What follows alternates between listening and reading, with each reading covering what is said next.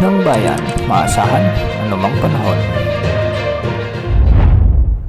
Magandang araw po sa ating lahat. Narito na ang pinakahuling update sa magiging lagay ng ating panahon at sa binabantayan nating bagyong Opong. Lumakas pa bilang tropical storm ang bagyong Opong habang ito ay patuloy naman na kumikilos papalapit sa ating bansa. Huling namataan ng sentro ng bagyong Opong sa layong 855 km silangan-hilagang silangan ng Mindanao. Taglay na nito ngayon ang lakas ng hangin na umaabot sa 65 km per hour malapit sa gitna at pagbugsong umaabot sa 80 km per hour. Kumikilos ito ng pakanluran, timog kanluran sa bilis na 20 km per hour. Sa ngayon makikita natin na mas lumalawak na ang kaulapang sakop nito at meron na itong diametro na umaabot na sa 400 kilometers mula sa gitna. Sa ngayon wala pang nakataas na anumang wind signals sa anumang bahagi ng ating bansa dulot ng bagyong Opong, ngunit sa susunod na 24 na oras ay posible nang itaas ang signal number 1 lalo na sa bahagi ng Mindanao, Eastern Visayas at Bicol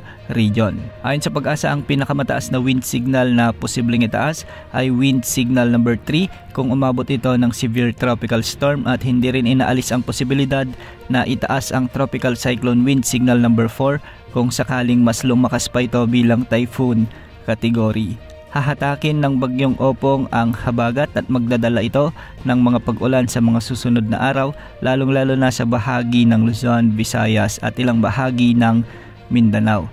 Base sa latest forecast track ng Pag-asa, ay ngayong araw mapapanatili ng bagyong Opong ang kanyang lakas bilang tropical storm hanggang sa araw ng Huwebes habang ito ay kumikilos ng pahilagang kanluran. Sa araw ng Biyernes, inaasahang lalakas na ito bilang severe tropical storm hanggang sa ito ay bago o maglandfall sa bahagi naman ng Bicol region at tatawirin ang ilang bahagi ng Southern Luzon sa Quezon Province at sa ilang bahagi ng Calabarzon o Mimaropa. Hindi rin inaalis ang posibilidad na dumaan ang sentro nito sa bahagi ng Metro Manila at lalabas sa bahagi naman ng Central Luzon. Ayon din sa Pag-asa, posible pang magbago ang ipinapakitang track ng bagyong Opong at baka sakaling ito ay umakyat o bumaba pa ang track na tinatahak nito. Ngayong araw, para sa lagay ng ating panahon, asahan pa rin ang occasional rains o pabugso-bugsong pag-ulan dulot ng habagat o southwest monsoon sa Zambales, Bataan at Occidental Mindoro. Kaya posible ang banta ng mga biglang pagbaha o pagguho ng lupa kung may mga umiiral na katamtaman at malalakas na pag-ulan. Samantala, magiging maulap naman ang mga kalangitan na may mga scattered rains and thunderstorms dulot pa rin ng habagat sa Metro Manila at nalalabing bahagi ng Luzon.